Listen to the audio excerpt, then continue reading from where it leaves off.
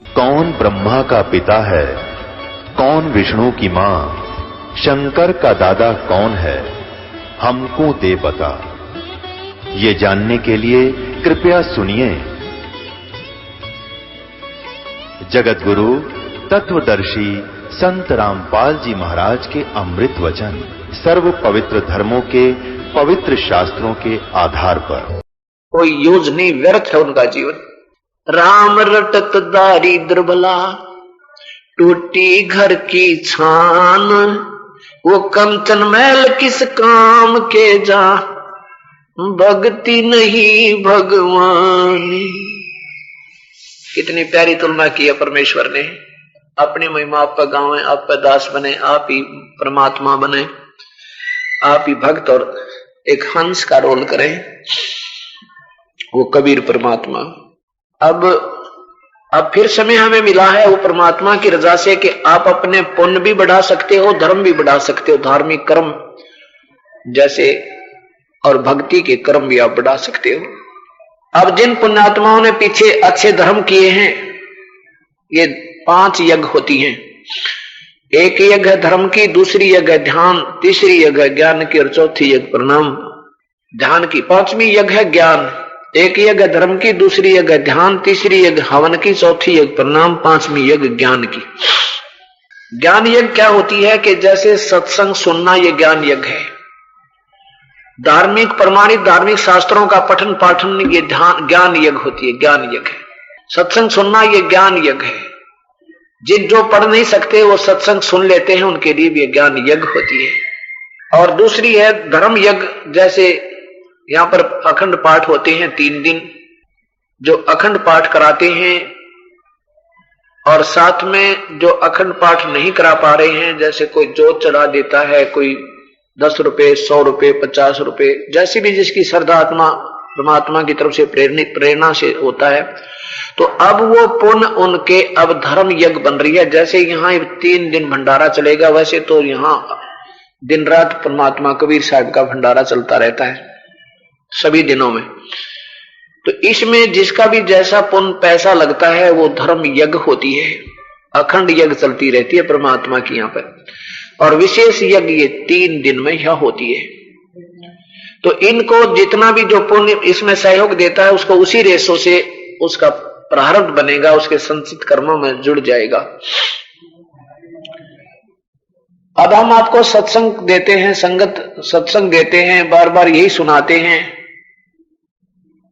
यही बताते हैं कि ये समय है धर्म के ऊपर, यानी अपने जितना पुण्य हो सके, जितने आपसे हो सके सेवा, कोई हाथ से, कोई तन से, कोई धन से, कोई मन से। अब शुभ अवसर है ये, कोई खेत मिल गया अपने को बीजने का, तो अब जो चूक जाएगा तो आगे फिर वो ऐसे ही ठीक है, भक्ति तो कर्म उसके अच्छे रहेंगे, और लेकिन धर्म पुण्य भी अच्छा कर जाओगे तो रोटी की समस्या हल हुई मिलेगी आपको। तो वो जिसकी रोटी की समस्या हल होगी तो वो और भक्ति अच्छी तरह कर सकता है। वैसे तो परमात्मा के दृष्टिकोण से हम चलें तो गरीब से गरीब भी कर सकता है, लेकिन अब ऐसी स्थिति आ चुकी है समाज की कि आधुनिक इन उपकरणों की आज दौड़ चल होगी। तो अब हमने उस परमपिता परमात्मा की शरण मिल गई कि उसकी शरण में आने से हमारे भाग्य से ज्यादा भी ये दे देगा, लेकिन हमने भी अपने तन मन धन से इसको समर्पण करना पड़ेगा। तो भाव मेरा ये कहने का है कि अब समय है जितना अपना भविष्य बनाना है। अगर पार नहीं हो पाए इस जन्म में तो आपके जो भक्ति के कर्म है वो तो ज्यों के तो रह जाएंगे, और जो आपने ये 5 यज्ञ करोगे इसके आधार पर आगे आपका जेब खर्च नेक्स्ट जीवन में मिल जाएगा। और नहीं तो आपके, क्योंकि जैसे पुण्य कर्म तो बराबर हो गए दोनों, भक्ति कर्म तो दोनों के बराबर हो गए। और अब क्या होता है, जैसे आपने उपदेश ले लिया, आप परमात्मा के उसी कनेक्शन में फिर जुड़ गए, तो पड़ोसी ने टीवी ले लिया रंगीन, आपके बच्चे भी मुंह की तरफ देख रहे होते हैं, तो आपके भी मन में प्रेरणा आती है, और जब उपदेश ले लेते हो तो तुम परमात्मा से विशेष कसक से प्रेरणा करते हो। तो वो परमेश्वर, अगर आपने पुण्य किए होते, पहले धर्म किया होता, तो आपको वो सुविधाएं उपलब्ध वैसे कराता आपके उस धर्म वाले कर्मों से। और उसके बाद जो पुण्य कर्म आपके भक्ति के थे, जब आप विशेष कसक करोगे, क्योंकि ये परमात्मा पहले तो आपको देगा अपने को टेमत है, और फिर जब आप विशेष कसक से उस परमात्मा से फिर बार बार डिमांड करोगे और धर्म नहीं करोगे, तो फिर आपके भक्ति वाले जो नंबर हैं उनको, उनमें से आपको प्रारंभ कर देगा देना। अब हमने हर पहलू में बड़ा सावधान होकर चलना है कि मेरे प्रैक्टिकल के नंबर कितने होने चाहिए, थ्योरी के कितने रहने चाहिए, तो तब हम यहां पास होंगे। तो इसलिए अपने भक्ति वाले कर्मों को क्षीण ना होने दें, इसलिए हमने इस धार्मिक जो धर्म यज्ञ है ये 5, इनको ज्यादा महत्व, इनको भी साथ में महत्व देना चाहिए। नाम का जाप तो कंटिन्यूस यज्ञ है, तो लगे ही रहना दिन रात। नाम उठत नाम बैठत नाम सोवत जागवे, नाम खाते नाम पीते नाम से पी जागवे। बाकी साथ में ये पुण्य, कोई जैसे हाथ से सेवा कर ले, मान ले भाई 2 पैसे ना भी हों तो शारीरिक सेवा करे सत्संग में आके, और हिम्मत सी करके ये बीज बीजना है, अवश्य बीजिए। ये ना समझना कि दास कोई आपको ये इशारा कर रहा है कि तुम धर्म करो, बने गने पैसे, लेकिन मेरा फर्ज बनता है कि इसके बिना आपको आगे लाभ हो को ना। मैं मास्टर बना दिया परमात्मा ने स्मारक का, और मैं हर पहलू पर इशारा संकेत करूंगा। समझदार को संकेत ही बहुत होता है। तो ये धर्म आपने अवश्य करते रहना चाहिए। 1 वर्ष में 1 पाठ भी अगर आप नहीं करा पा रहे हो तो आप समझे नहीं स्मारक को। और जिनको 1 पाठ का भी सुअवसर, अभी 1 महीने, जिसने साल भर 2 वर्ष हो गए नाम लिए ना, जिसका साल में 1 पाठ का भी अभी तक नहीं बन पाया संयोग, तो उसकी कोई त्रुटि है, उसमें कोई त्रुटि है। या तो उसमें भक्तिहीनता है या उसके अंदर भावनाहीनता है, नहीं तो ऐसा नहीं हो सकता। ये दास देख रहा है कि जो अखंड पाठ कराते थे, केवल जब ज्यादा से ज्यादा 1100-1200 रुपए लगा करते थे जब प्रारंभ किया 1994 में, आज वो खुले पाठ करा रहे हैं। आज वो अखंड पाठ तो करवा ही रहे हैं, सालाना कई, और वो ओपन समागम भी करवाने लगे। कार और सब सुविधाएं परमात्मा ने उपलब्ध करवा दी। कहने का भाव ये है कि यहां आपको सब कुछ मिलेगा।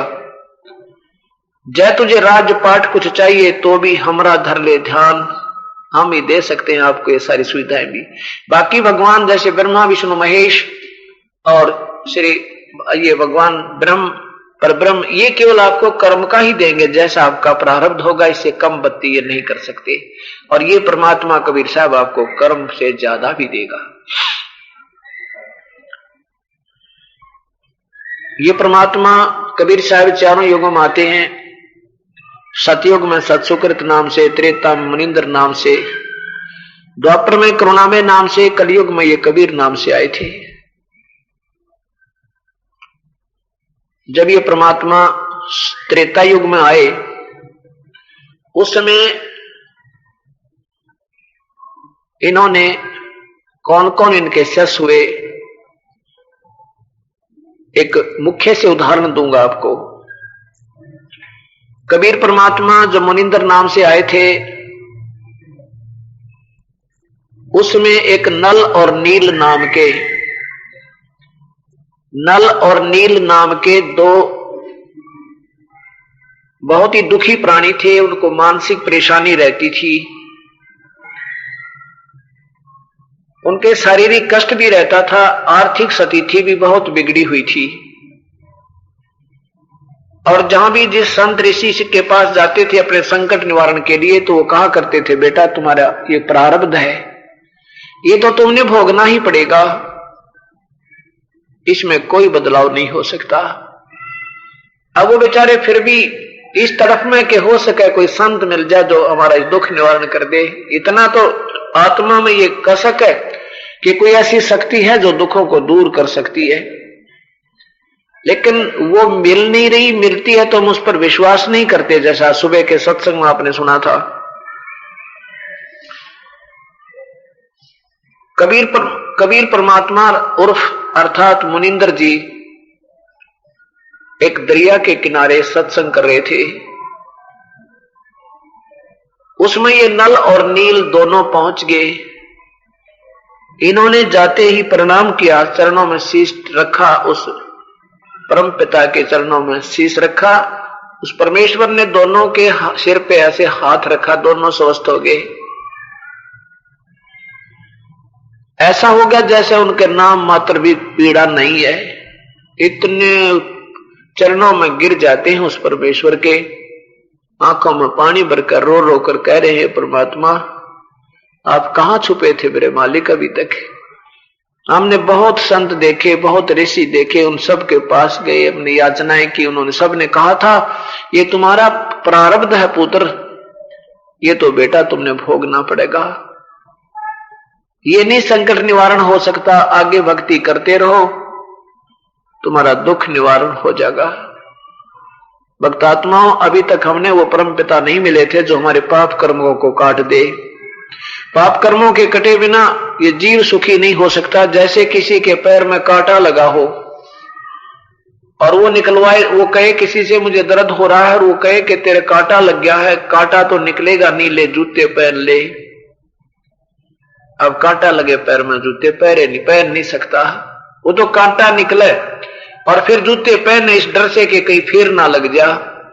इसी प्रकार ये कर्म का कांटा जो कष्ट दे रहा था वो निकालने वाला मिले और फिर जूते देवे, जूते पहने इस डर से कि कहीं ये पैर फिर ना टूट जा, ये संकट फिर ना आ जा मेरे पे। अभी तक जितने भी महापुरुषों से मिलते थे वो क्या कहा करते, भाई दुख तो जीव ने भोगना है, कर्म का दुख सुख तो भोगना ही पड़ता है। उदाहरण देते थे जैसे भगवान श्री राम ने सुग्रीव के भाई बाली को मारा था तो उन्होंने भी उसका बदला देना पड़ा, अर्थात वो कर्म दंड भोगना पड़ा। द्वापर युग में श्री रामचंद्र जी श्री कृष्ण बने और बाली वाली आत्मा एक शिकारी बना, जो भगवान श्री कृष्ण के पैर में उस शिकारी ने तीर मारा, जिसे भगवान की मृत्यु हुई, श्री कृष्ण जी की मृत्यु हुई। तो चुप हो जाते थे कि बिल्कुल ठीक है भाई, जब भगवानों ने कर्म भोगे तो हम कौन से खेत की मूली जो कर्म कट जाएंगे। अब यजुर्वेद ने स्पष्ट किया कि वो कबीर है जो कर्म दंड काट देता है। कर्म जैसे आज सुबह भी दिखाया था और शाम को फिर दिखाऊंगा, क्योंकि एक ऐसा सामूहिक शिक्षा स्थल है, इसमें प्राइमरी से लेकर केजी से लेकर और लास्ट पीएचडी तक के, एमए तक के बच्चे इसी में शिक्षा ग्रहण करते हैं। यजुर्वेद महर्षि दानंद सरस्वती द्वारा इसका अनुवाद है और अध्याय नंबर 5 के श्लोक नंबर 32 में सुबह भी दिखा था, फिर दिखाऊंगा। ऐसा नहीं है कि ये एक ही श्लोक है वेद में सैकड़ों की संख्या में ये कबीर नाम का महिमा है। 5वां अध्याय ये 32वां श्लोक, उसी गसी कबीर स्पष्ट लिखा, कबीर अंगारी असी। कबीर, हम इसको कबीर कहने लगे, कबीर अंगारी असी। अंगारी असी माने पाप कर्मों को काटने वाला कबीर परमात्मा है, कबीर है। बंभारी माने बंधनों का शत्रु। यहां देखो, अंगारी का अर्थ इन्होंने लिख दिया खोटे चलन वाले जीवों के शत्रु नहीं। अंग माने पाप, पापों के शत्रु, पाप काटने वाले। बंभारी माने बंधनों के शत्रु, ये बंधनों के शत्रु। बंभारी माने बंधनों के शत्रु, वह तारादि तंतुओं के नहीं, ये तो इनकी अपनी सोच है, नहीं इतना ही है, बंधन के शत्रु बस। बंबर माने बंधन, अरि माने शत्रु, बंभारी। और वो कौन है? उसका नाम कबीर है और वो सतलोक में रहता, रतधामा, सतधाम युक्त। ये स्वयं स्वामी जी सतधाम लिखते हैं, हम उसको सतलोक कहते हैं। युक्त माने सहित, यानी उसमें रहता है। रतधामा सतलोक वाला, रतधामा माने सतलोक वाला, सतधाम वाला। और वो सवर ज्योति है, वो स्वयं प्रकाशित है, सवर ज्योति। अब ये पता चला कि कर्म काटने वाला परमात्मा तो कबीर है। वो कौन कबीर है? अभी तक ये संत ऋषिजन ये फैसला नहीं कर पाए कि वो कबीर कौन है, वो शक्ति जो पाप कर्म काट दे। क्योंकि इन ऋषियों ने अपनी सोच से ये मान लिया कि परमात्मा निराकार है, इसलिए जब वो आकार में आता है तो हम उसे मानते नहीं, क्योंकि हम उसे निराकार मान करके अपने आप ही अपने बनाई हुई अटकलों पर अटके रहते हैं। अब नल और नील की श्रद्धा बहुत बढ़ गई। साहब ने कहा बेटा सत्संग में जो है शारीरिक सेवा किया करो, सत्संग भी सुना करो। कोई वृद्ध है, कोई बीमार है, कोई ऐसा है, लंगड़ा है, लूला है, अंधा कोई भक्त आत्मा सत्संग में आता है, उनके कपड़े धो देवे, उनके बर्तन साफ कर देवे, उन्हें नवावे धोआवे, बहुत ही पुण्य होगा आपको। और वैसे सेवा भंडारों में सेवा करवावे, जितनी हो सके तो अपनी सेवा करा करो। अब वो बेचारे ऐसे महापुरुष जो कह जिन्हें जीवन दान दे दिया तो वो शीश भी दे दे, इतनी श्रद्धा से लग गए कि गुरुदेव का आदेश है ऐसे सेवा करें। तो बुजुर्गों की, बूढ़ों की, संतों की, भक्तों की वो सेवा करने लगे, उनके कपड़े धोएं, उनके बर्तन साफ करें। और क्या करें, क्योंकि पहले साबन सोबन तो होते नहीं थे, पानी में पहले कपड़ों को भिगोना पड़ता था घंटों, उसके बाद फिर उनका मोगरे मार मार कर फिर उसने यहां से पटक पटक कर धोया करते। ऐसे ही बर्तनों को भी पहले साफ करने से पहले पानी से भरकर रख देते थे, फिर उसको साफ करते थे। तो दोनों के दोनों जाते थे बर्तन और कपड़े धोने, ले जाते थे उन भक्तों के, दूसरों के, और जाकर के नदी के किनारे उनको भिगोकर बैठ जाते थे, वृक्ष के किनारे, दरिया के किनारे, वृक्ष के नीचे, और सत्संग में सुने हुए विचारों की आपस में चर्चा करने लग जाते थे। बड़ी आज गुरुदेव ने ऐसे बताया, आज गुरुदेव ने बड़ी बढ़िया कथा सुनाई, आज गुरुदेव ने बड़ी अच्छी व्याख्या की। बता हम तो सतलोक रहते थे, हम कैसे फंस गए काल के जाल में। ऐसी ऐसी विवरण व दोना आपस में बतलाया करते थे। इतने में कोई तो लोटा बह जाता, किसी की लंगोटी बह जाती, किसी की धोती खो जाती, किसी का कुर्ता बह जाता, किसी का गिलास, किसी के कटोरे, और बचे कुछों को वो धो धाकर जो वहां में मिल जाते उनको साफ करके ला कर रख देते, ले लो अपना अपना। अब कोई कहता मेरा गिलास नहीं, कोई कह मेरा लोटा कहाँ गया, कोई कह मेरी लंगोटी का नहीं है, दूसरा कह मेरी धोती नहीं है, एक कहे मेरा गिलास कहाँ गया। वो कहते भगत जी मैं तो जितने ले गए थे हम सारे ले आए। 2-3 बार ऐसी स्थिति हुई तो दूसरे सेवक कहने लगे, बताने लगे कि ये तो भिगो के उन सब बर्तनों को, कपड़ों को बैठ जाते, घंटों गप्पे मारे भगवान की चर्चा में लीन हो जाते, और पीछे से ये वस्त्र बह जाते हैं, इनको ध्यान भी नहीं। तो उन्होंने हाथ जोड़ा, भाई तुम रहने दो, हमारी सेवा मत करो नल नील, हम तो दुखी गने हो गए, बता रोजाना कहां से धोती लाओगे, कहां से लोटे मांगे, बताओ अब तक गने कष्ट हो गया, रहने दो हमारी सेवा मत करो। ऐसा वो कहते तो दोनों रोने लग जाते थे, हाथ जोड़ने लग जाते थे, हमारी सेवा ना छीनो, हम सेवा करेंगे, अब के ध्यान रखेंगे। अगली बार फिर ऐसे ही हुआ। तो उन भक्तों ने सोचा, संतों ने, कि भाई क्यों बेचारे दुखी किए, इनकी आत्मा दुख पावे, संत भक्त है, हम मना करते हैं तो ये मानते नहीं, और इनके बस से बाहर की बात है, क्योंकि इनका मन दिमाग भी थोड़ा दिमाग मोटे से हो गया, और ये श्रद्धा तो बहुत है इनकी। इनके गुरुदेव से प्रार्थना करते हैं, शायद वो गुरुदेव से प्रार्थना करते हैं, शायद ये उनकी बात को मान जाएंगे। तो गुरुदेव के सामने उन भक्त संतों ने प्रार्थना की कि हे रिसीवर, आपके शिष्य जो हैं वैसे तो बड़े श्रद्धालु हैं, लेकिन हमारे लिए सिरदर्द बन गए, मना करते हैं सेवा से तो ये रोने लग जाते हैं, और हमारे किसी का लोटा नहीं मिलता, किसी का गिलास गुम हो जाता है, पानी में बह जाते हैं, ये मस्त होकर प्रभु चर्चा में लीन रहते हैं, इनको ध्यान भी नहीं होता कि कहाँ कौन किसका के गुम हो गया। आप कृपा करो, इनको मना कर दो, हमारी सेवा ना करें, आपका आदेश मान लेंगे। इतना कह ही रहे थे कि इतने में नलनील मुनिंदर जी के चरणों में गिरकर कहने लगे, प्रभु हमारी सेवा ना छीनियो दाता, अब के बिल्कुल नहीं, एक भी नहीं गुम होने देंगे, हम वहीं बैठे रहा करेंगे। आंखों में पानी भर लिया तो कबीर साहब कहने लगे, मुनिंदर जी ने सोचा ये बेचारे दुख पाओगी आत्मा अगर मैं इनको सेवा ना करने का आदेश दूंगा। तो कबीर साहब ने कहा, बेटा तुम खूब सेवा किया करो। नलनील उनके दोनों के सिर पे हाथ रखा और कहा कि आज के बाद तुम्हारे से पत्थर भी नहीं डूबेंगे तुम्हारे हाथ पे, ये गिलास लोटों की तो बात क्या, और कपड़े।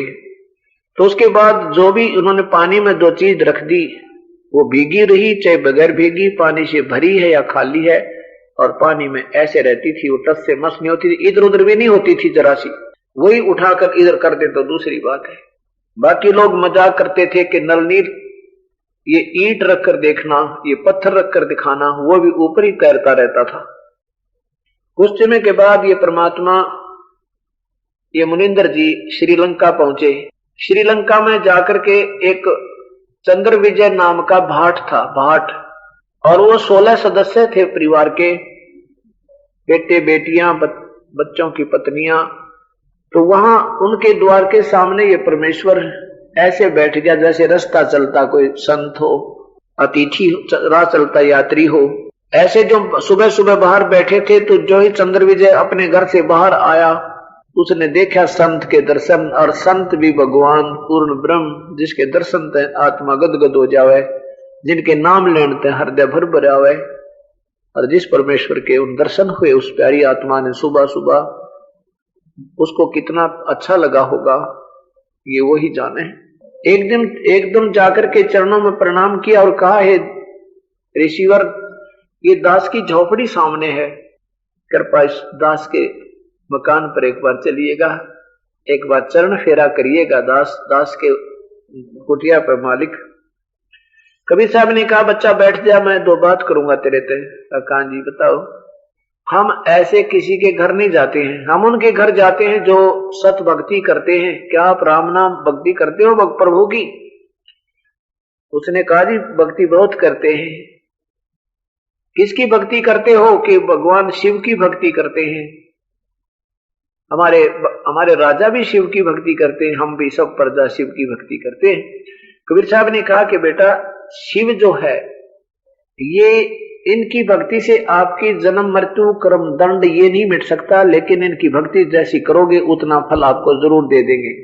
और ये अक्षीणिक लाभ होगा, यहाँ कुछ सुख आपको यहाँ पृथ्वी लोक में, थोड़ा सा स्वर्ग लोक में, फिर नरक में, फिर 84 लाख योनियों में। ये प्रक्रिया नहीं समाप्त हो सकती। एक परमात्मा और है, काफी कुछ उसने समझाई, बहुत कुछ कथा बताई, वेदों का प्रमाण दिया। उसमें वेदों के बहुत वेदों को महत्व दिया जाता था। न गीता जी थी उसमें, न ये 18 पुराण थी, केवल वेद ही थे। इन महापुरुषों ने, रावण भी ब्राह्मण था, विद्वान पुरुष थे, लेकिन वेद नहीं समझ में आए इनके। और रावण का दोष नहीं, उनको गुरु गलत मिल गए। उस गुरुदेव ने बता दिया, बेटा ये शिव जो है ये सर्वशक्तिमान है, क्योंकि वेदों में जो शिव अर्थ है वो पूर्ण परमात्मा का नाम यानी उपमात्मक नाम है। भगवान शिव, त्रिलोकीय शिव तो केवल संहार करता है, व्यक्तियों को, जीवों को मारता है। और वो परमात्मा शिव जिसका वास्तविक नाम है वो हमारे पाप कर्मों का शिव, उनका कल नाश करने वाला शंकर, और हमारे इन काम क्रोध मोह लोभ अहंकार को खत्म करने वाला शिव। इस कारण से वो शिव कहलाता है। वो मनुष्य मारने के कारण शिव नहीं है, लेकिन उस वेदों में लिखे उस परमात्मा के उपमात्मक नाम के कारण यहाँ के नाम रख लिए इस काल ने अपने बेटों के। जैसे आजकल भगवान श्री कृष्ण की महिमा देख करके गांव गांव में, नगर नगर में कृष्ण नाम बहुत ज्यादा रखे गए, लेकिन वो कृष्ण वो नहीं है जिसने कंस मारा था, जिसने श्री कृष्ण नहीं है वो आज वाले कृष्ण।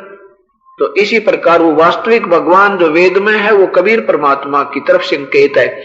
और ये केवल इस त्रिलोकीय शिव को ही सुप्रीम पावर मानकर इनकी भक्ति करते रहे। ओम नमः शिवाय का जाप करते रहे। ऐसे शिव, ओम नमः शिवाय का जाप करके भगवान शिव, तमोगुण शिव को इष्ट रूप में मानकर, और इतना सैक्रिफाइस कर दिया रावण ने कि यहां से गर्दन काट कर, यहां से धड़ काट कर दोनों हाथ और सिर चढ़ा दिया भगवान के चरणों में। और ऐसा ये कर सकते हैं, उनको वापस बख्श दिया। 10 बार रावण ने सैक्रिफाइस किया, 10 बार ही उसको वापस समर्पण दे दिया। और फिर जब श्री राम ने उसके 10 सिर भी काट दिए थे, 10 के 10 फिर दोबारा दे दिए। इतना ये भगवान कर सकते हैं, लेकिन जन्म मृत्यु और मन में कुमत, ये कुबद, ये भगवान नहीं निकाल सकते। तो चंद्र विजय का ये बात काफी समझ में आ गई और कहने लगा, भगवान आप कैसे दर्शन दोगे दास के घर पे? कि बेटा पहले मेरा उपदेशी हो, मैं तुझे सत भक्ति बताऊंगा और वेदों अनुसार बताऊंगा। अभी तो वेदों के विरुद्ध साधना कर रहे हो, जो आदेश प्रभु का तोड़ रहे हो। भगवान शिव कभी नहीं कहते मेरी पूजा करो, ये तो स्वयं उपासक हैं उस परम पिता के, जैसी उन्हें साधना प्राप्त है। कहने का भाव है कि चंद्र विजय भाट ने स्वीकार कर लिया परमात्मा, जैसे आप कहोगे मंजूर है दास को। साहब ने उपदेश दिया, फिर उनके घर गए, सारे परिवार को समझाना चाहा, लेकिन उस समय तो वो माने नहीं कि नहीं शिव को कैसे छोड़े, हमारा राजा भी तो भक्ति करता है। उनको पता लग गया नाराज हो जाएगा हमारे से। कबीर साहब बोले देखो भक्ति मार्ग में किसी राजा और रंग का कोई दबाव नहीं होना चाहिए। हम अपना कल्याण के लिए हम स्वयं जिम्मेवार हैं, उस राजा से हमारा क्या लिंक है। 2 रोटी हम मजदूरी करते हैं तो रोटी देता है। तो इस बात का समझ में आ गई उसके। चंद्र विजय को तो बहुत अच्छी तरह समझ में आ गई, परिवार ने माना नहीं। तो फिर चंद्र विजय ने रोजाना वो कथाएं सुनाई, सारे परिवार को समझाया, तो सब पूरे परिवार को यह बात समझ में आ गई कि अब के गुरुदेव आएंगे तो हम उपदेश ले लेंगे।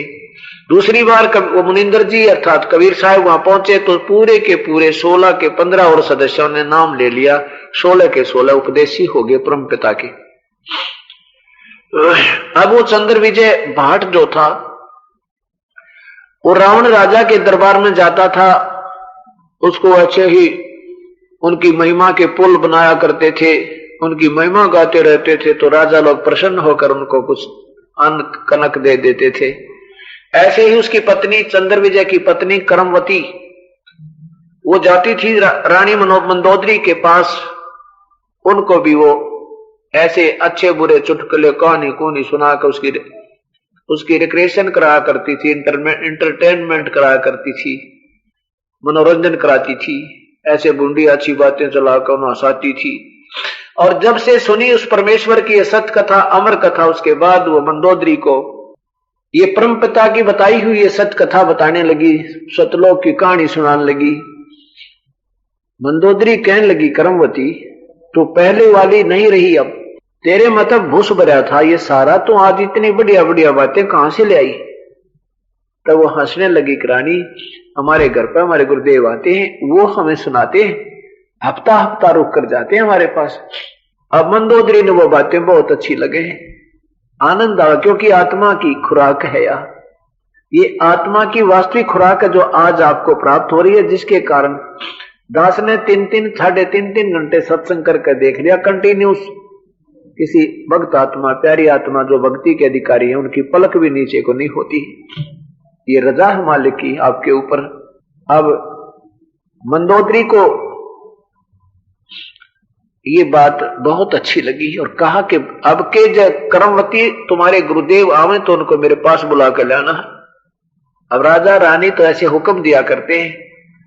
अब करमवती एक मामूली सी नौकरानी बेचारी मजदूर, अब वो ना भी नहीं कर सकती अपनी रानी के आदेश को, और अपने गुरुदेव को भी ये नहीं कह सकती कि आपको रानी बुलावा थी आप चलिए।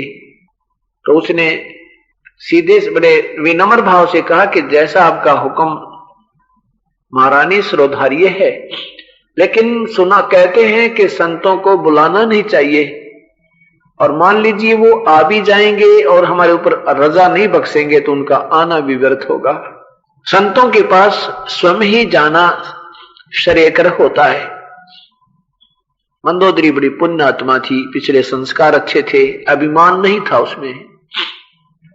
तो उसने कहा क्या देखा, सबकी दृष्टि गई तो वो कबीर परमात्मा मुनिंदर साहब आते नजर आ रहे हैं, उन्हीं की तरफ आ रहे हैं।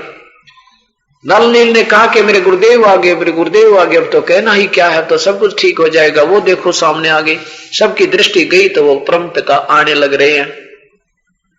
नल नील ने चरणों में दंडोत प्रणाम किया, श्री राम ने नमस्कार किया और कहा कि हे मुनिंदर जी, हे महर्षि जी, आपके शिष्यों के हाथ में आज वो पत्थर तराने वाली शक्ति नहीं रही, मैं बहुत दुखी हूं। तो मुनिंदर जी ने कहा कि अब इनके हाथों में वो शक्ति रहेगी ही नहीं, इन्होंने गलती करती, अभिमानी बन गए। अहंकार अभिमान से भगवान सैकड़ों कोस रहता है। अभिमान जिसमें अहम जरा सा भी आ गया, चाहे किसी धर्म धन का आ जाए, चाहे उसके पुण्य का आ जावे, चाहे पद का आ जावे, चाहे किसी संतान का चाहे राज का। जिस दिन अहम प्राणी में आ गया भगवान 100 कोस खड़ा हो जाएगा उस पर, चाहे कितना दान कर रखा हो, चाहे कितनी भक्ति कर रखी हो, चाहे कितना भी कुछ कर रखा हो उसने। तो यहां कबीर परमात्मा कहते हैं कि जैसे माता गर्भ को रख यतन बना और ठेस लगे तो क्षीण हो जाती, ऐसे भक्ति जा कि हमने नाम लेने के बाद इतना सावधान होना चाहिए जैसे किसी बहन को विवाह के कई वर्षों बाद गर्भ रहा हो और फिर वह रातों दुखी हुआ करे, चिंतित होती रहती है, बड़ी सेफ्टी रखती है, बड़ी केयर करती है। जब करवट बदलती है तो भी सोचती है परमात्मा कहीं मेरे बालक का दबाव ना आ जाए, गिर ना जा, खराब ना हो जाए मेरा बच्चा। रात को भी घबरा कर उठ जाती है कहीं दाब तो नहीं आएगी, ऊंचे नीचे में पैर तो नहीं रख दिया, और वो फिर उस बच्चे को पूर्ण कर लेती है, बड़ी अपना मेहनत सफल कर लेती है, फिर उसको आनंद होता है।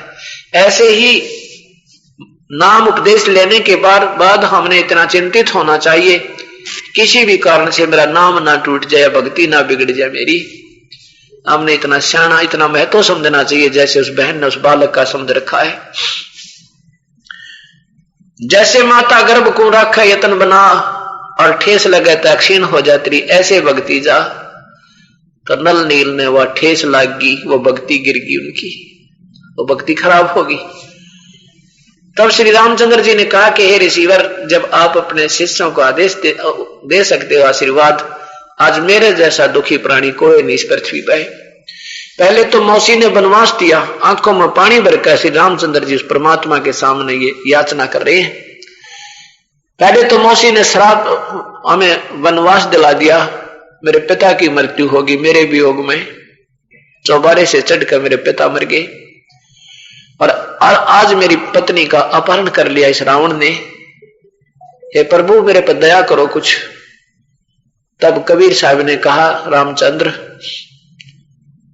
श्री राम तू चिंता ना करे, क्योंकि ये हम सभी उस परम पिता के पुत्र हैं, चाहे कोई आज राम बना है, चाहे कृष्ण बना, चाहे ब्रह्मा बना, चाहे महेश या विष्णु, चाहे कोई या राजा बना, चाहे रंग, ये प्यारी आत्मा तो उसी की, हम सब पर हम न ज्ञान को ना ये सारी बात का।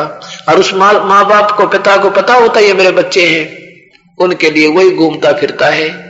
कहते पहुंचूंगा छनेक में जन अपने के काज, हरना कुछ जो मार दूं मैं नरसिंह दरनो साज। तो मुनिंद्र जी ने कहा कि अब इनके हाथों में तो शक्ति नहीं आ सकती, ये तो गई खत्म काम तय।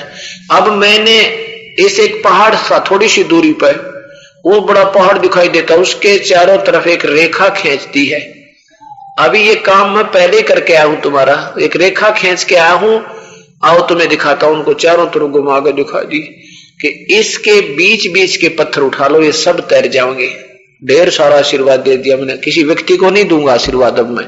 अब वहां से पत्थर उठा के लाए श्री हनुमान जी, और फिर उनको फोड़ फाड़ कर रखा, इसे भारा भारा इतने चौड़े चौड़े, वो न्यू के न्यू रुक गए, जैसे नीचे कोई सपोर्ट देकर रोक दिया हो, बिल्कुल पानी के ऊपर, निचली निचली सतह पानी पर टिकी हुई, बाकी सारे के सारे ऊपर वो तरह की।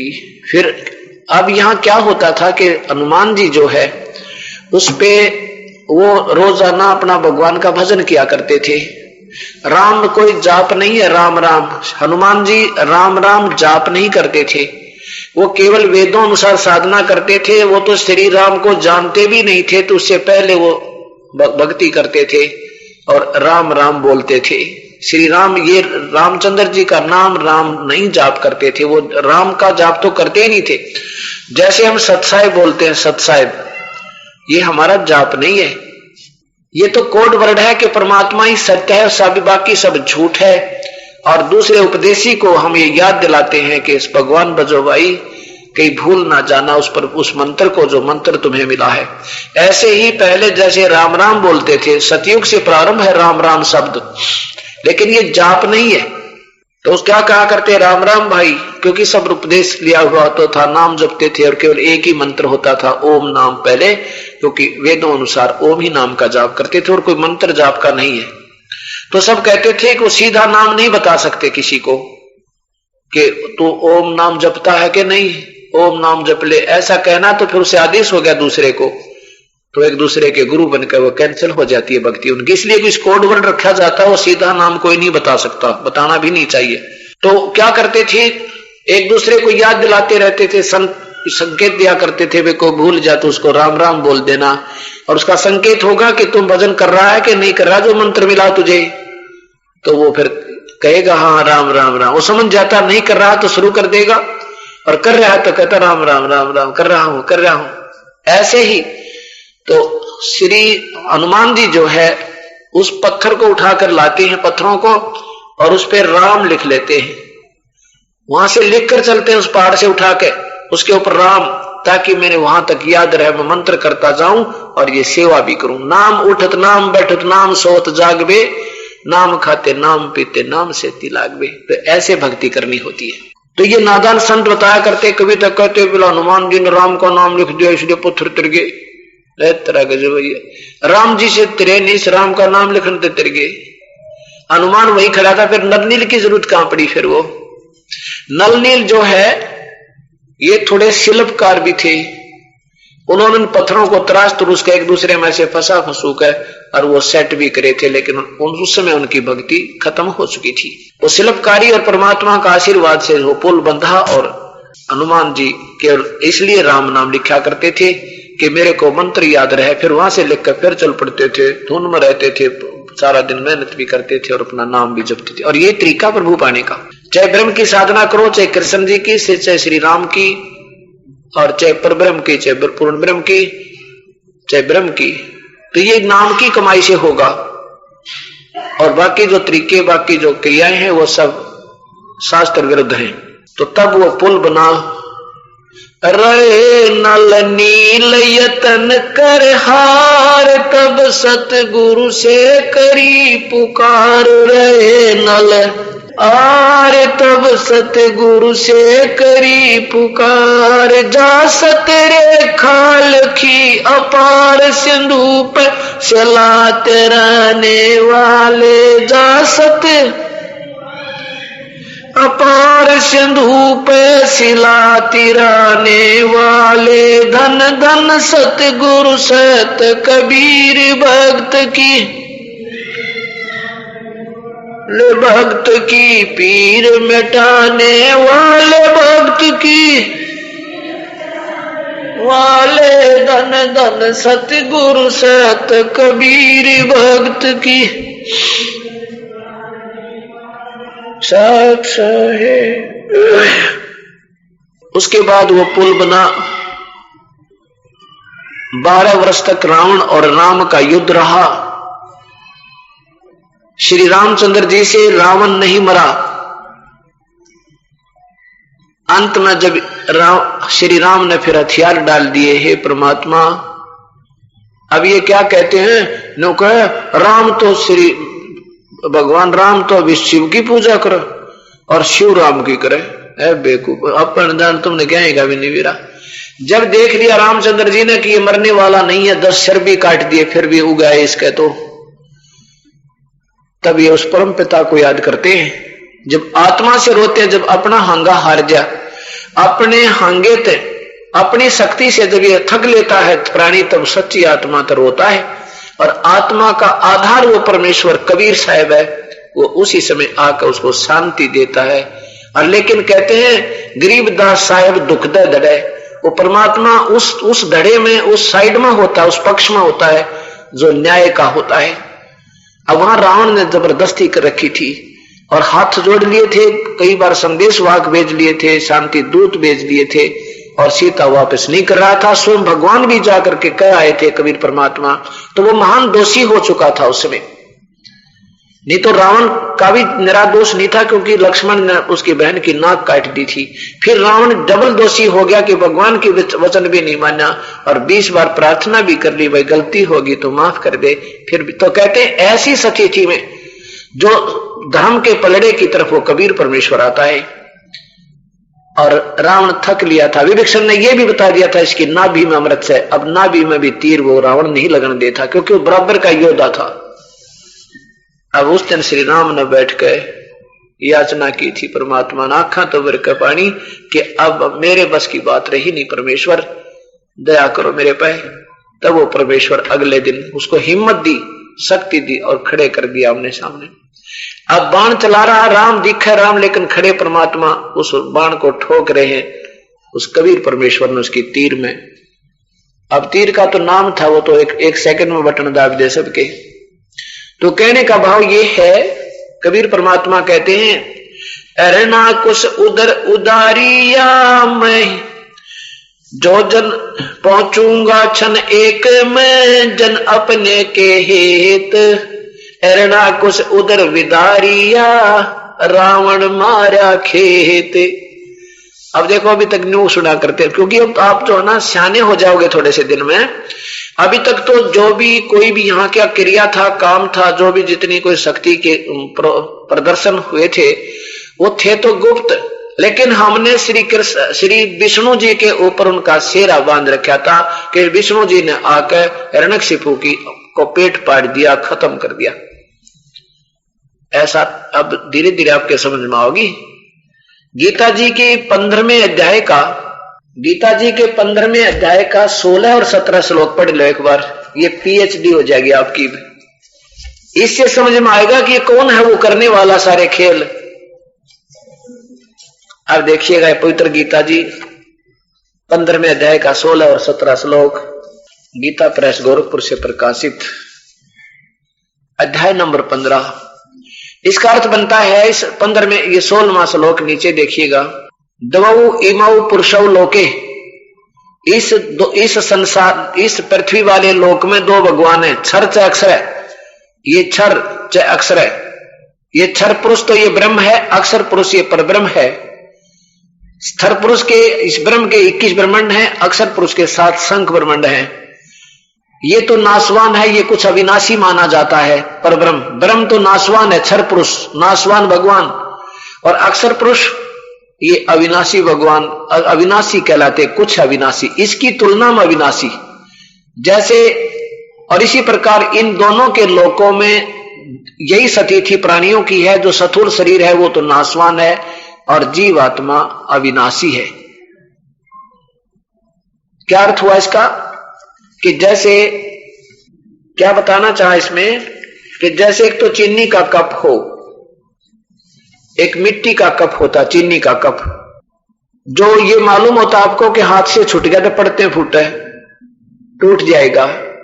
वो तो समझो काल ब्रह्म के लोक और उसके जीव, उसकी और उसके अंतर्गत प्राणी देवों की, महादेवों की शरीर की स्थिति, इनके लोकों की और उनके शरीर की स्थिति ऐसे समझो कि क्षर पुरुष ये ब्रह्म तो समझो इतना नाशवान, जैसे चीनी का कप, सफेद मिट्टी का कप होता है, चमकीला अच्छा होता है, और अपना शरीर हमारे जैसों का शरीर समझो इसी लोक में जैसे मिट्टी के बने हुए दोने कसोरे होया करें। हम इतने कमजोर, और ये हमारे से इतने स्थायी है ब्रह्मा विष्णु महेश, और ये ब्रह्म क्षर पुरुष जैसे चीनी के कप, मिट्टी के कप चीनी के होते, ये तो समझो क्षर पुरुष पड़ते टूटे। ऐसा स्थिति है इस नाशवान भगवान ब्रह्म की, और परब्रह्म अविनाशी है। इसकी तुलना में जैसे स्टील का कप हो, अब वो ऐसे गिरते नहीं टूटे, और काफी देर तक चलो, लेकिन है नाशवान, फिर भी उसकी तुलना में स्थायी लिख दिया। स्थायी है लेकिन वास्तव में स्थायी यानी अविनाशी नहीं है। उसको भी जर लगेगा पर समय बहुत लगेगा और मिट्टी हो जाएगा, लेकिन सोने को जंग नहीं लगता। ऐसे पूर्ण परमात्मा सतपुरुष कबीर परमेश्वर तो अविनाशी है, वो कभी विनाश में नहीं आता, और ये क्षर पुरुष और अक्षर पुरुष ये दोनों नाश में आ जाते हैं, पर थोड़ा सा समय ज्यादा लगता।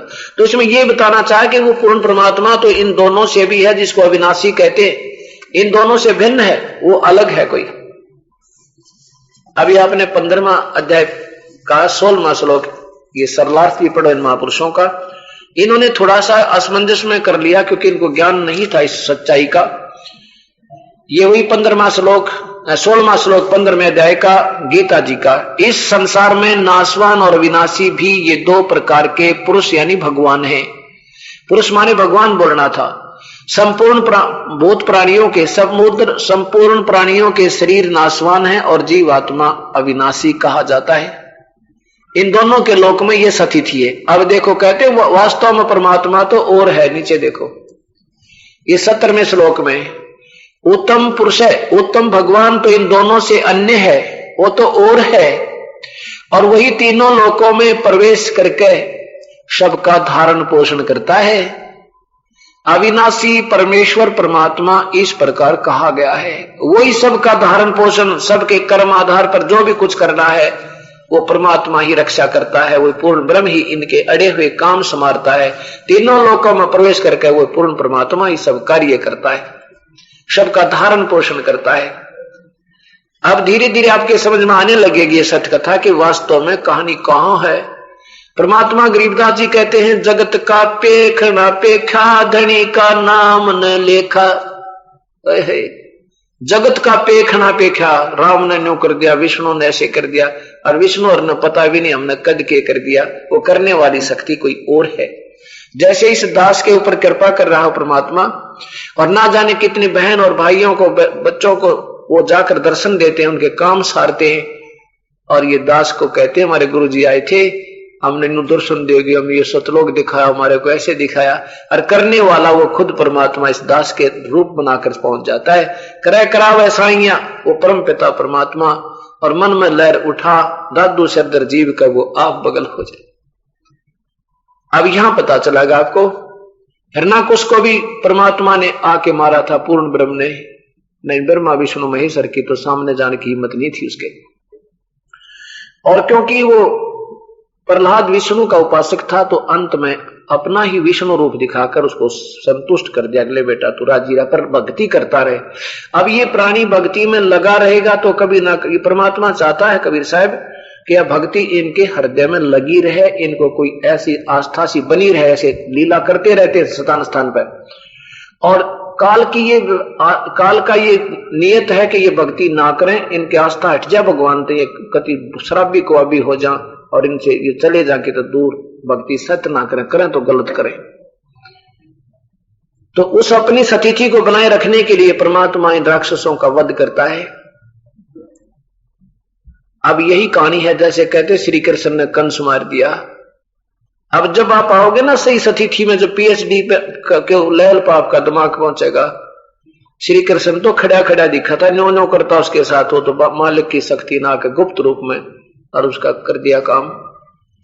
तो वो परमात्मा जो वास्तव में ये अभी देखा आपने कि वही सबका तीनों लोकों में प्रवेश करके सबका धारण पोषण, यानी सबका सहयोग अक्षेम सबको वही करता है, दूसरा करे नहीं सकता।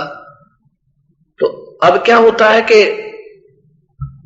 श्री रामचंद्र जी और उनकी पूरी सेना नागों ने, सर्पों ने चारों तरफ से बांध ली। एक एक व्यक्ति को ऐसे बांध दिया जैसे उनके हाथ नहीं हिल रहे थे, और सारी सेना खड़ी जैसे पूरी खड़ी हुआ करें ईख की, जैसे खंबे खड़े हैं विवश होकर के।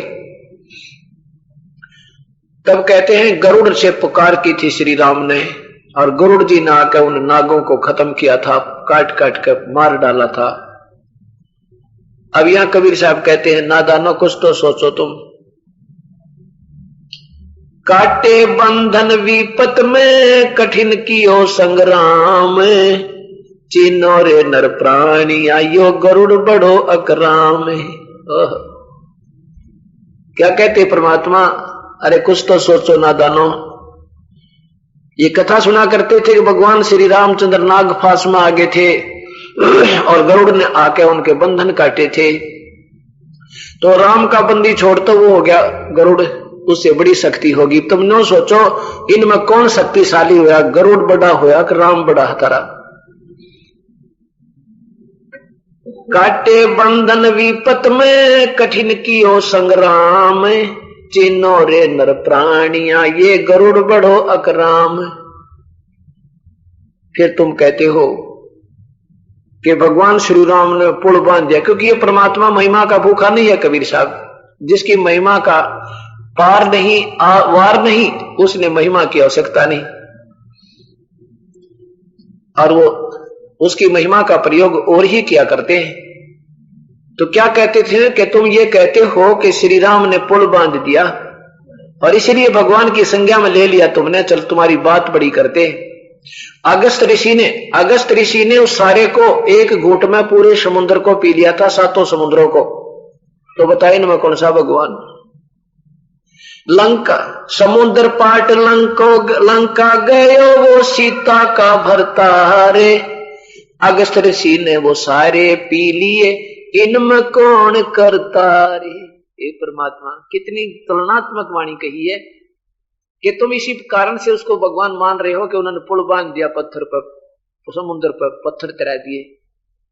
और ये तो तुमने कहूं कि मैंने तैरा दिए तो वो आपका जच है को नहीं, आपकी वाणी आप ही के आधार पर, सोच के आधार पर बता रहे हैं कि तुम इसी आधार पर भगवान श्री रामचंद्र जी को भगवान की संज्ञा में सुप्रीम पावर मान बैठे, तो अगस्त ऋषि ने सारे पी लिए थे, फिर इनमें कौन करता।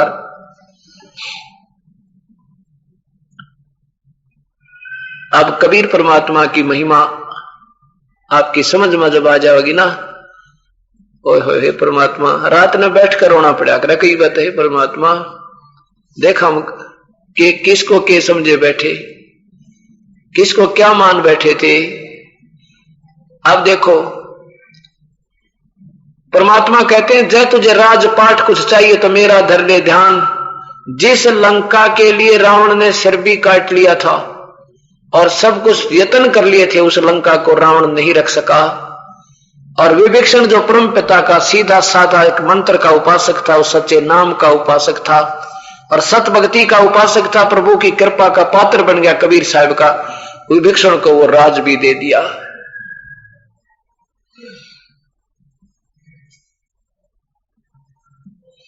मन तो पावेगा अपना किया रे, भोगेगा अपना किया रे, मन तो पावेगा अपना किया रे, भोगेगा अपना किया रे।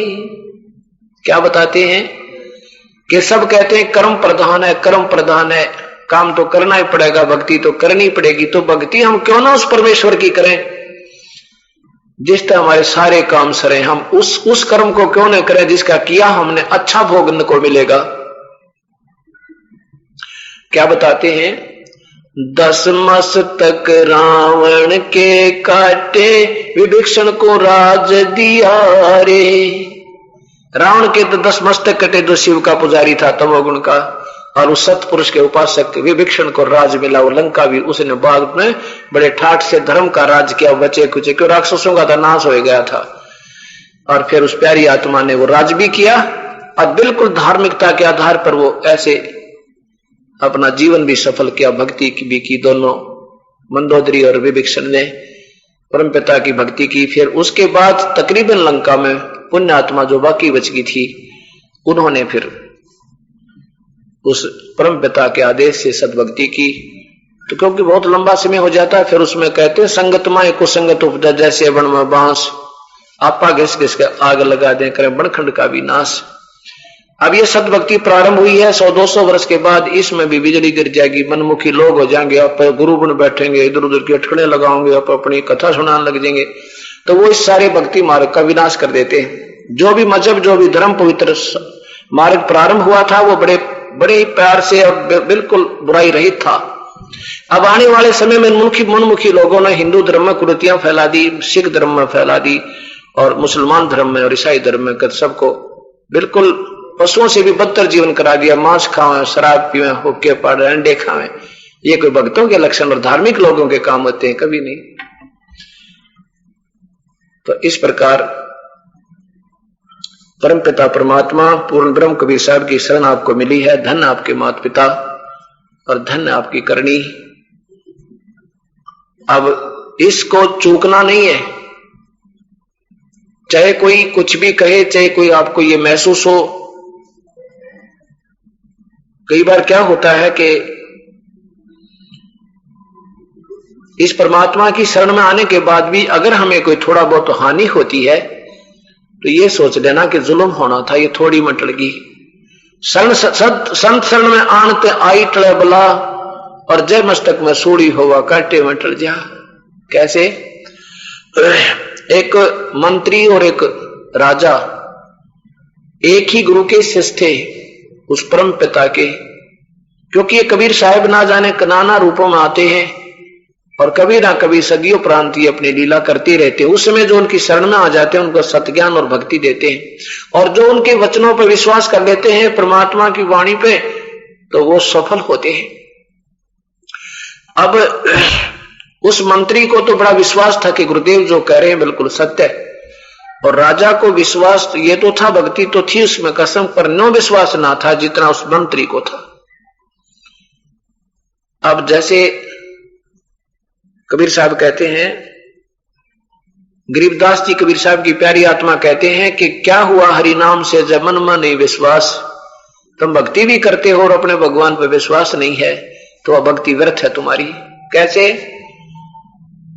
एक दो साधक थे, एक तो 40 वर्ष से साधना कर रहा था, दाढ़ी बढ़ा रखी, पलक भी बढ़ रही उसकी, और दिन रात तपस्या साधना करता। एक 4 वर्ष से साधना पर लगा था। कहते हैं नारद जी आते थे, दोनों के पास बैठा करते थे। एक वो थोड़े फैसले पर थे आपस में, वो 1-2 किलोमीटर की दूरी पर अपने साधना कर रहे थे। नारद जी जाते थे, पहले उस बड़े के जो 40 वर्ष से बैठा था उसके पास घंटों बैठते थे, ईश्वर की चर्चा करते थे, और फिर उस दूसरे के पास जाते थे जो 4 वर्ष से साधना कर रहा था। एक दिन नारद जी ने भगवान विष्णु से कहा कि हे भगवान, पृथ्वी लोक पर आपके 2 ऐसे हंस बैठे हैं, आपके बिना उनको कुछ दिखाई नहीं देता, केवल आप ही की चर्चा करते हैं, दूसरी बात नहीं करते, बड़े महान भक्त हैं आपके। विष्णु जी ने कहा नहीं भाई, दोनों भक्त नहीं है, भक्त तो एक है उनमें। तो नारद जी बोले हाँ ये भी हो सकता है, क्योंकि वो है ना जो 40 वर्ष से बैठा। कबीर साहब विष्णु जी बोले नहीं, जो 4 वर्ष से भक्ति कर रहा है। नारद जी उनके मुंह की तरफ देखे, वो 4 वर्ष वाला और 40 वर्ष वाला तो बहुत ही नेक है, बड़ा विनम्र है, और भगवान की चर्चा 40 वर्ष से कर, और भगवान कहते हैं सेवक भगत नहीं है। तो भगवान विष्णु समझ गए कि नारद जी के समझ माई नहीं कहानी। विष्णु जी कहने लगे क्यों नारद जी, मेरी बात पर कोई आपत्ति आपको? अगर नहीं जी आपत्ति तो नहीं हो सकती, आपकी बात पे आपत्ति हो सके, लेकिन मेरी बुद्धि छोटी है और स्वीकार ना करती कि आप कह रहे हो 40 साल वाला भगत को नहीं। विष्णु जी बोले अच्छा एक काम करता है, आज आप देर से जाना उनसे मिलने, और जब आपसे देरी का कारण पूछे तो ऐसे ऐसे बताना, और फिर वो क्या उत्तर दे वो मुझे बताना। अच्छा जी। वो जाता था 11 बजे तो पहुंचा 4 बजे। अब पहले के पास पहुंचा जो 40 वर्ष से साधक बैठा था। उसने पूछा नारद जी आज तो बहुत देर कर दी, मैं तो आपकी बाट जो रहा था, मेरी तांखें फट गई आपको देखते देखते, ईश्वर की चर्चा करते थे, बड़ा आनंद आता था, आप नहीं आते ना जिस दिन, बस मेरे तो बेचैनी हो जाती है। नारद जी कहने लगे जी क्या बताऊं, आज तो एक ऐसी अनहोनी देखी। क्या देखा? इसलिए देर होगी मुझे। क्या देखा कि भगवान विष्णु जी ने ये कहा था कि आज 2 बजे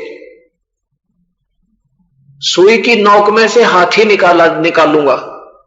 तो भाई मैं उसने देखने के लिए रुक गया। तो क्या बोला, क्या किया फिर भगवान ने कि हाथी निकाल दिया सुई की नोक में विष्णु जी ने। वो 40 साल वाला कहता है नारद जी क्यों दौड़ी झूठ बोलो, क्यों सफेद झूठ बोल रहे हो, ये कभी हो सके हाथी निकल सके सुई की नोक में से? आप इतने समझदार दिखाई देते थे, मैं तो आपको महर्षि मानता था, आप तो बेतुकी बातें कर रहे हो। नारद जी ने सोचा भगवान ठीक कह के तो नरा डांगर है, 40 साल से बैठा और भगवान कुछ कर नहीं सकता, तू क्यों गोडे रगड़ रहा फिर यहां बैठ के? चल पड़ा वहां से नारायण नारायण करता। ये तो सचमुच ही मूर्ख बैठा है, क्या आएगा भगत।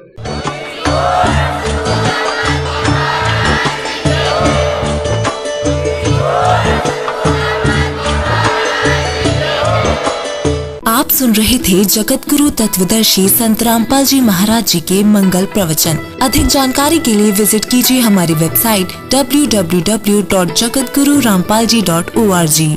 संत रामपाल जी महाराज जी के शुभ आशीर्वाद से पूरे विश्व भर में 500 से भी ज्यादा नाम दीक्षा केंद्र हैं, जिन पर संत रामपाल जी महाराज जी द्वारा ऑनलाइन निशुल्क नाम दीक्षा दी जा रही है। अपने नजदीकी नाम दीक्षा केंद्र का पता करने के लिए संपर्क करें 8222880541।